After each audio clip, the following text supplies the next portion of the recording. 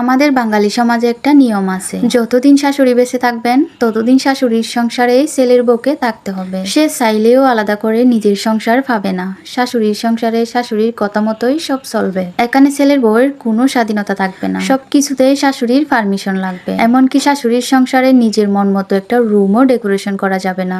বেশি কিছু বললে বলে নিজের সংসারে যা খুশি কইরো, আমার সংসারে এসব চলবে না। কিন্তু দেখেন, আমাদের মতো সেই অসহায় বউগুলো নিজের সংসার বলতে যা বোঝায় তা হলো শাশুড়ির মরার পর। তার আগে নিজের সংসার, সেটা আবার কি? বুড়া মানুষ বাঁচবে আর কয়দিন? শাশুড়ি মরলে সবই তো তোমার। তো বউটাও অপেক্ষা করতে থাকে কতদিন শাশুড়িটা মরবে। শুনতে খারাপ হলেও এটাই বাস্তব, এটাই সত্যি। শাশুড়ি যখন আর পৃথিবীতে থাকবে না, তখন এই সংসারটা তার হবে, মানে বউয়ের আর কি। ততদিনে একটা মেয়ের আর শখ বলতে কিছু থাকে না। তখন সে আর মেয়ে থাকে না, তার বয়স পেরিয়ে 35-40-এ চলে যায়। তখন তার কাছে সবকিছু কেমন দায়িত্ব বলে মনে হয়। কারো জন্য আর শখ করে কিছু রান্না করার মতো এনার্জি তার শরীরে থাকে না। তখন আর ঘর গুছানোর মতো মন মানসিকতা থাকে না। তখন শুধু মাথার উপর অনেকগুলো দায়িত্ব থাকে। ছেলে মেয়েদের লেখাপড়া, তাদের সুন্দর ভবিষ্যৎ, এসবের চিন্তা করতে করতেই চুলে ফাঁক ধরে যায়। তখন সবকিছুতেই কেমন যেন নিজেকে বোঝা বলে মনে হয়। জীবনের পাওয়া না পাওয়ার হিসাব মিলাতে গেলে দম বন্ধ হয়ে আসে।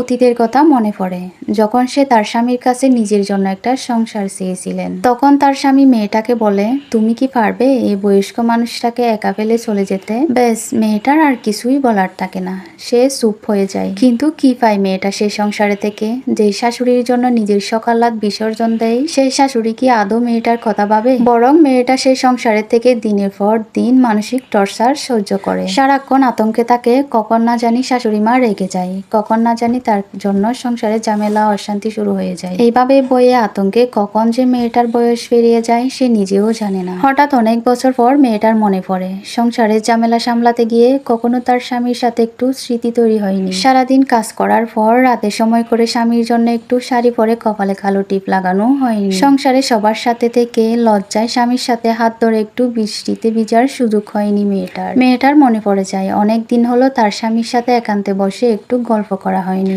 মেয়েটা দূরে যায় স্বামীর কাছে, চাঁদনি রাতে খোলা আকাশের নিচে বসে আজ জমিয়ে মনের কথা বলবে তাকে। কিন্তু হঠাৎ মেয়েটা বুঝতে পারে এতদিনে তার স্বামীর সাথে আকাশ সমান দূরত্ব তৈরি হয়ে গেছে। গল্প করার বয়সটা পেরিয়ে গেছে অনেক আগে। ছেলে মেয়েরা বড় হয়েছে, এখন এসব করা মানায় না। সিসি মেয়েটা আসলে মুখ গুজে দৌড়ে চলে যায়, নিজেকে বন্দি করে নেয় অন্ধকার চার দেওয়ালের মাঝে। এটা সবার বেলায় না, কিন্তু অধিকাংশ পরিবারেই সেম কাহিনী ঘটে। আমার ভিডিওতে বলা কথাগুলো ভালো লাগলে লাইক, কমেন্ট, শেয়ার করে পাশে থাকবেন। আমাকে উৎসাহিত করবেন যাতে এরকম আরো বাস্তবিক না বলা কথাগুলো প্রকাশ করতে পারি আপনাদের সাথে। আসসালামু আলাইকুম, ভালো থাকবেন, ধন্যবাদ।